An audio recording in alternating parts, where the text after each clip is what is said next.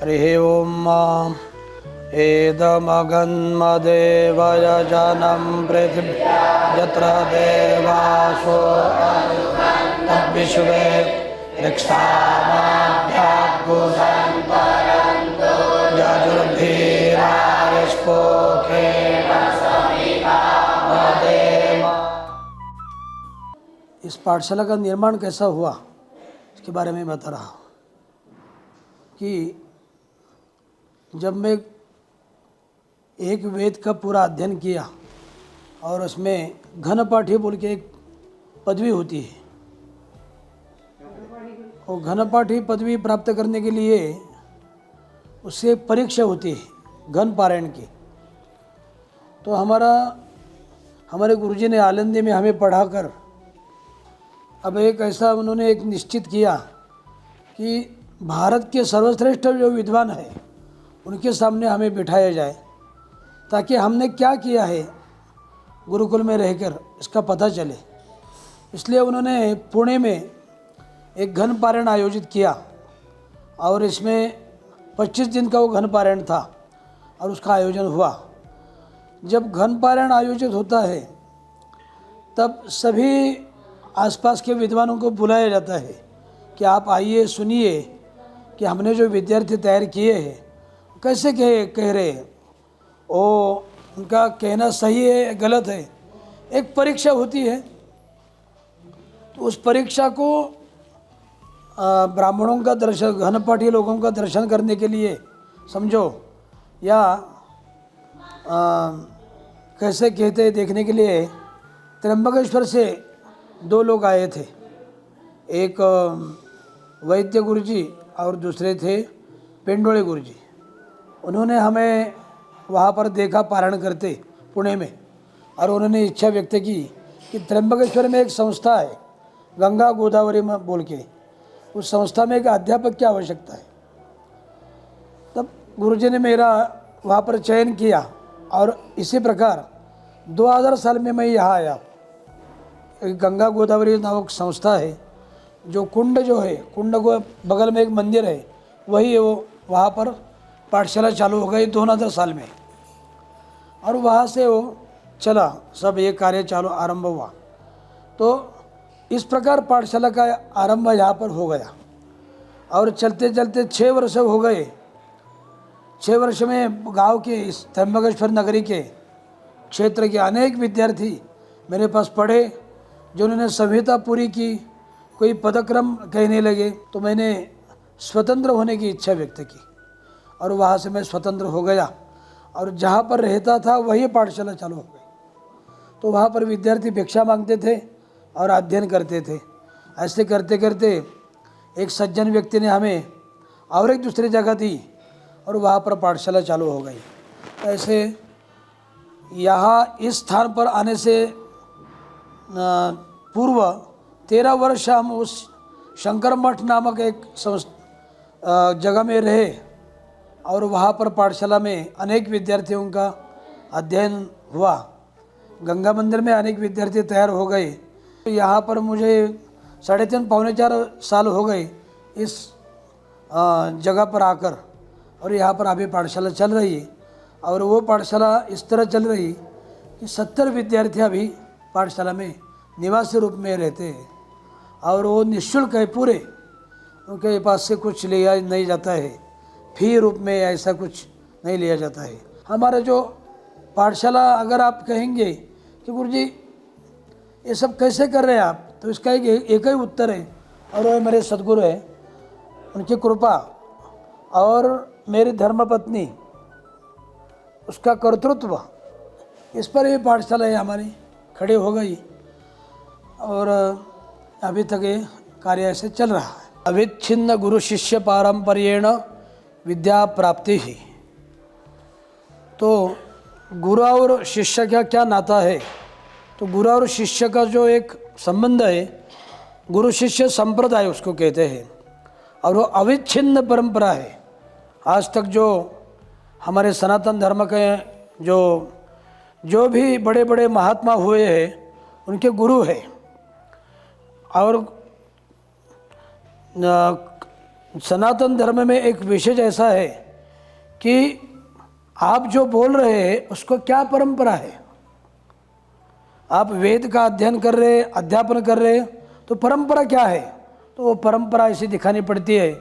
फलाने फलाने गुरु के पास मैं पढ़ा, मेरे गुरुजी उनके पास पढ़े, उनके गुरुजी उनके पास पढ़े, उसको ये संप्रदाय ऐसा कहते रहता। तो गुरु क्या करता है, तो शिष्य को उसका जो अज्ञान है वो अज्ञान मिटाकर उसको ज्ञान का प्रकाश देता है, ऐसा गुरु है। आज हमारे पास ये साधन सब उपलब्ध है, जैसे ये है, ये सब साधन हमारे पास उपलब्ध है। आज इसमें दिखता है कौन सा मंत्र चल रहा है, क्या चल रहा है, लेकिन पूर्व काल में कोई नहीं था, तो इसके लिए उसको श्रुति बोला जाता है। तो श्रुति का मतलब होता है सुनना, गुरु ने बताना, शिष्य ने सुनना, उसको श्रुति कहते हैं। उस समय आपको मालूम होगा ताड़पत्र वगैरह, तो उस पर जो हम पुराने में अगर ज़्यादा पीछे जाएंगे तो हमें ताड़पत्र पर लिखा हुआ मिलता है। तो तब लिखने की वो एक व्यवस्था हो गई धीरे धीरे धीरे। उसके पूर्व कुछ भी नहीं था, केवल गुरु ने बताना और शिष्य ने सुनना, उसको श्रुति बोलते थे। और उसीलिए वेद को एक नाम है श्रुति। श्रुति यानी कि श्रवण करना। श्रुति का संबंध हमारे कान से है। श्रवण यंत्र बोलते हैं, श्रवण यंत्र। श्रवण यंत्र नाम कर्ण, तो यही श्रवण यंत्र जो है, वैसे शिष्य सुनता है, गुरु उसको बताते हैं, उसको ही गुरु शिष्य संप्रदाय कहा जाता है। इस पाठशाला में अभी तक बहुत विद्यार्थी तैयार हो गए। भविष्य ने अगर संख्या के बारे में बताना है तो लगभग 1000 तक विद्यार्थी यहाँ पर पढ़कर अपने अपने गांव में गए हैं। महाराष्ट्र से तो बहुत ज़्यादा है, आंध्र प्रदेश है, कर्नाटक है, राजस्थान है, छत्तीसगढ़ है, झारखंड है, यूपी है, एमपी है, गुजरात है। मेरा नाम प्रतीक पाठक है, मैं मध्य प्रदेश के शहडोल जिले से हूँ। हमारा नाम है सत्या मिश्रा, यूपी उत्तर प्रदेश से आए हैं, प्रयागराज।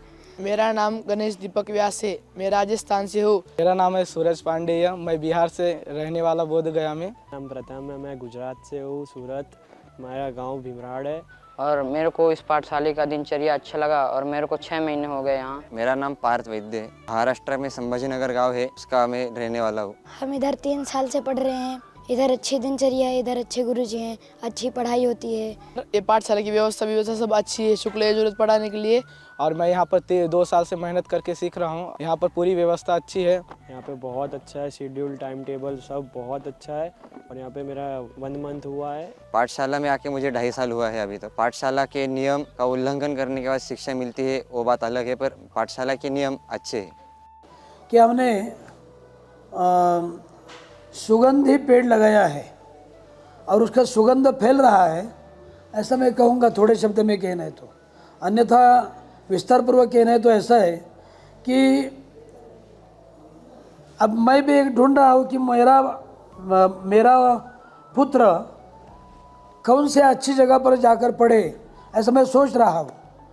तो उसी प्रकार अनेक पालक भी उसका सोचते हैं कि कहाँ पर हम विद्यार्थी को रखें जो अच्छी तरह रहे, उसको संस्कृति का ज्ञान हो जाए, पौराणिकता उसको मालूम हो जाए, अपने यानी कि केवल शब्द पंडित नहीं तैयार होना है, उसको सदाचार संपन्न ऐसा ब्राह्मण तैयार होना है, जिसकी आज अपने देश को बहुत आवश्यकता है।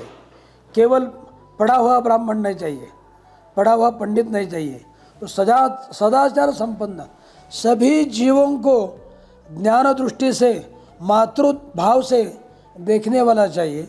और इसलिए सब लोग ढूंढते ढूंढते यहाँ पर आते हैं। अध्ययन के लिए विद्यार्थी यहाँ पर आना चाहते हैं, तो मेरी ऐसी इच्छा हो रही है, भगवान से मैं प्रार्थना करता हूँ, वेद पुरुष है, कि जो अब ऐसा समझो कि 10 विद्यार्थी आ गए, तो 10 विद्यार्थियों में 4 विद्यार्थी अच्छे होते हैं, उनकी परिस्थिति घर की वगैरह, लेकिन 6 विद्यार्थी जो है लेकिन इनकी घर की परिस्थिति अच्छी नहीं है। तो मेरी ऐसी इच्छा होती है कि क्यों ना उस विद्यार्थी का भी निर्वाह हम करेंगे और घर के लोगों का निर्वाह भी हम करेंगे, कि आप हमें विद्यार्थी दो, हम आपका सब करेंगे। आप एक विद्यार्थी दो, उसका निर्वाह हम करेंगे, उसको पढ़ाएंगे, उसको हम क्या बोलते हैं इंग्लिश में, शिष्यवृत्ति, स्कॉलरशिप उसको देंगे हम। और इसके साथ साथ उसके जो घर वाले हैं उनका भी हम उधर भरण का कुछ प्रश्न जो है हम छुड़ाएंगे। ऐसा हम कुछ प्रयास करेंगे, ऐसी मेरी इच्छा है। नमो नमः। मेरा नाम शुभम पांडेय, मैं वाराणसी से रहने वाला हूँ। मैं श्रुति स्मृति वेद पाठशाला त्र्यंबकेश्वर में वेदाध्यापक हूँ। अपने श्रुति स्मृति वेद पाठशाला त्र्यंबकेश्वर की दिनचर्या कुछ उस प्रकार है। सभी विद्यार्थी प्रातःकाल 5 बजे उठते हैं, तत्पश्चात प्रार्थना करते हैं एवं 5:15 से लेके 6:30 बजे तक स्नान एवं स्वच्छता आदि करते हैं। 6:30 से 7 बजे तक संध्या वंदन होता है, जिसके अंदर सूर्य अर्घ और गायत्री जप इत्यादि होता है। ओम गोविंदाय नमः। ओम गोविंदाय नमः। भस्मधारणं त्र्यायुघञ्जमदग्नेः कस्य पश्यत्र्यायुघं जद्देवे खुत्र्यायुघं। तत्पश्चात 7 बजे से 7:15 तक सभी विद्यार्थी सूर्य नमस्कार करते हैं।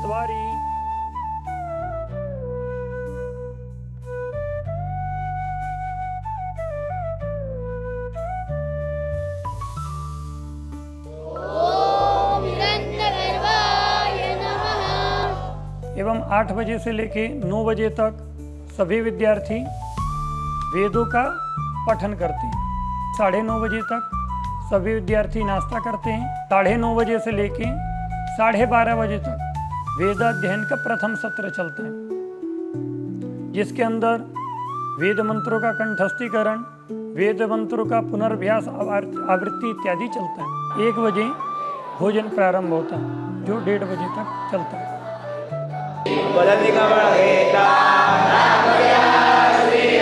1:30 बजे से लेके 2:30 बजे तक सभी विद्यार्थी विश्रांति लेते हैं। तत्पश्चात 2:30 बजे से लेके 4:30 बजे तक वेदाध्ययन का द्वितीय सत्र चलता है, जिसके अंदर विद्यार्थियों को नए मंत्र दिए जाते हैं वेद के। एवं 4:30 से 5:30 बजे तक सभी विद्यार्थियों को अन्य विषय आदियों का अध्ययन कराया जाता है, जिसमें इंग्लिश, मैथ और संस्कृत संभाषण इत्यादि है। 5:30 बजे से 6:30 बजे तक सभी विद्यार्थी खेलते हैं।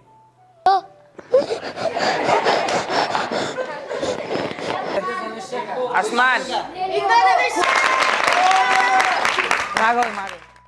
6:30 बजे दोबारा सायं संध्या के लिए बैठते हैं, जो अपना 7:15 बजे तक सायं संध्या चलता है। 7:15 से लेके 8 बजे तक सभी विद्यार्थी स्तोत्र आदि का पठन करते हैं, जिसमें विष्णु सहस्रनाम, हनुमान चालीसा, राम रक्षा इत्यादि रहता है। 8 बजे आरती होती है। त्रिपार्थिवगो राजा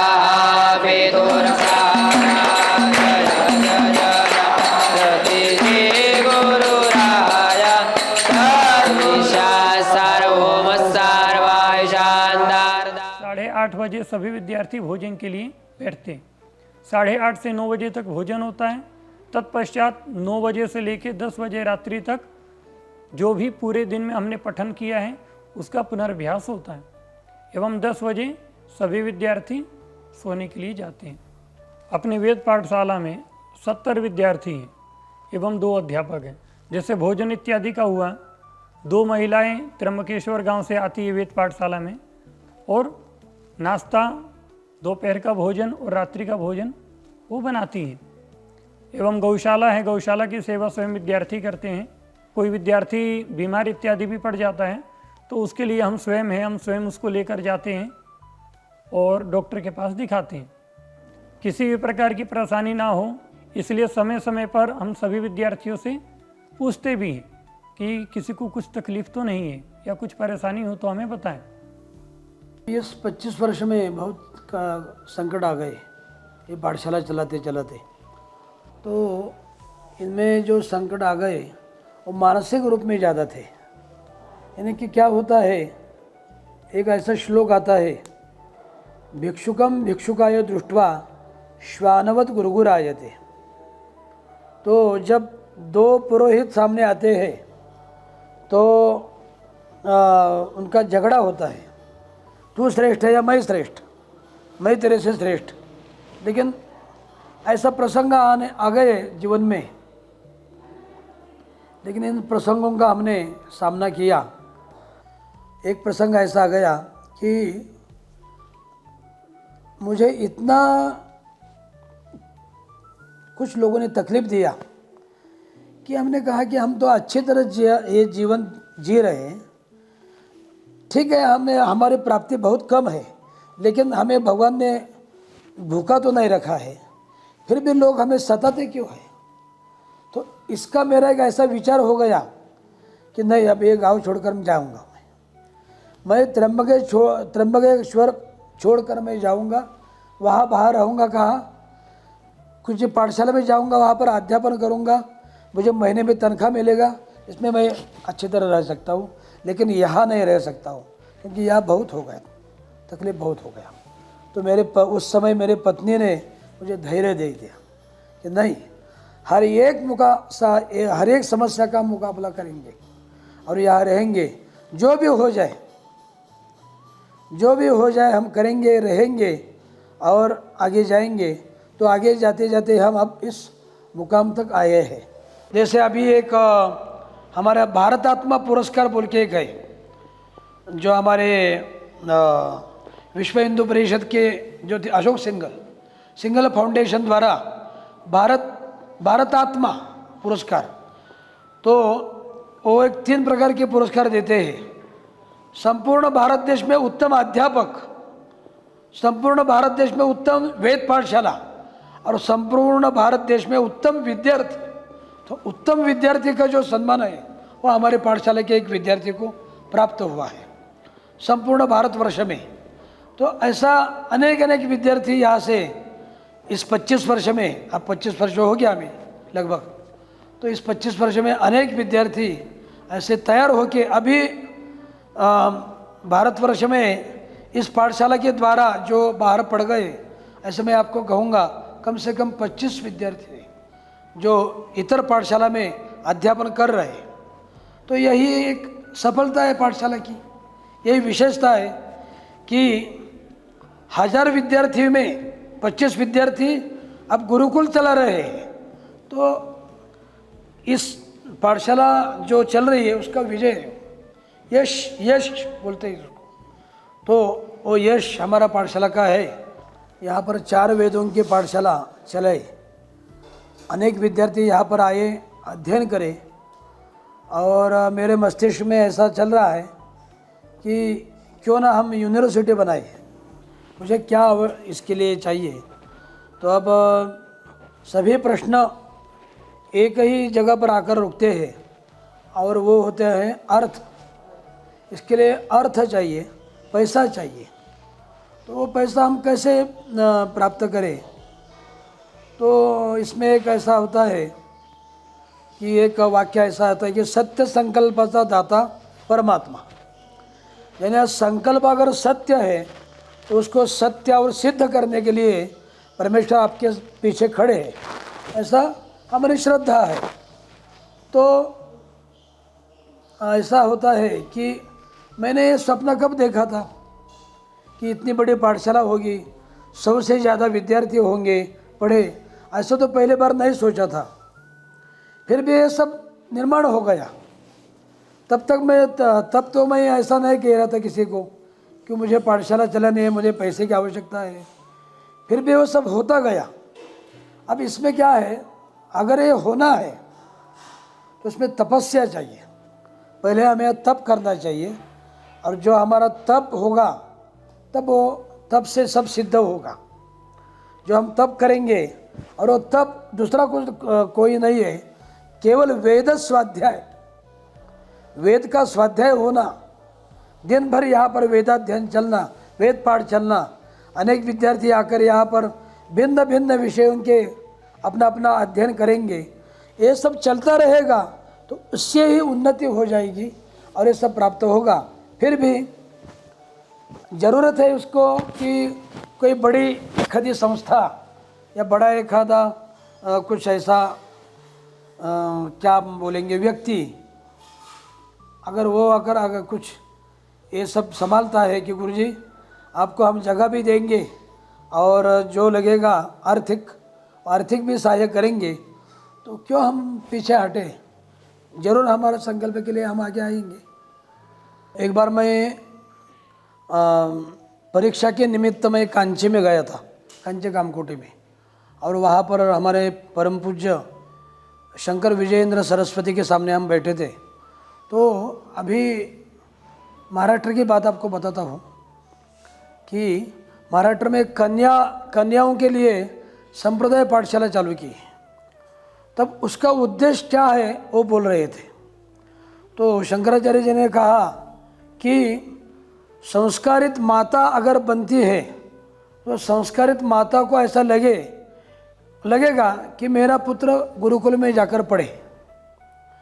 अगर संस्कारी माता ही नहीं रहेगी तो आपके गुरुकुल में कौन आएगा। क्योंकि अभी सभी को डॉक्टर इंजीनियर बनना है। जो नया जो ये है पीढ़ी है, नए पीढ़ी जैसा उनको बर्ताव करना है। उनको शिखा सूत्र नहीं चाहिए, उनको अच्छा पैंट शर्ट वो सब चाहिए और सुख साधन सब चाहिए।